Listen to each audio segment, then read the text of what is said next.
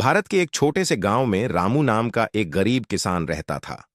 रामू के पास बस आधा एकड़ जमीन थी, जिसे वह अपने परिवार के पालन पोषण के लिए जोतता था।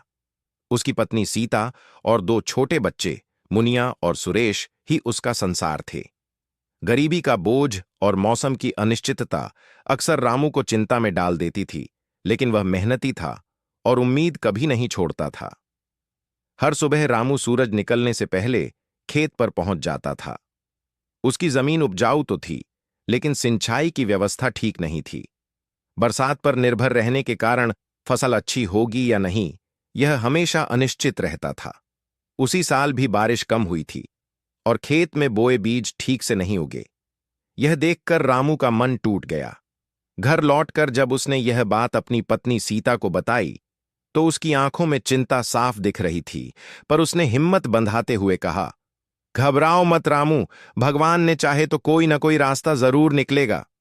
दिन बीतते गए, घर में राशन कम होता गया, बच्चों की जरूरतें बढ़ती गईं और रामू की परेशानी भी। एक दिन गांव के प्रधान ने किसानों को बताया कि सरकार की तरफ से सहायता मिलने वाली है और खेतों में पानी के लिए नई नहर 3 बनाने की योजना है। यह सुनकर रामू को थोड़ी राहत मिली। उसने मन में सोचा कि अगर अगली फसल अच्छी हो गई तो वह सारे कर्ज चुका देगा और बच्चों की पढ़ाई भी अच्छे से करवा पाएगा। कुछ हफ्तों बाद नहर बनकर तैयार हो गई। अब खेतों तक पानी आसानी से पहुंचने लगा।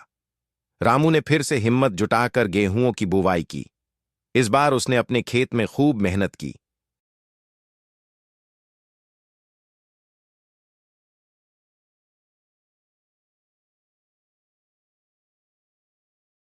फसल पकने के समय गांव में मेले जैसा माहौल होता था।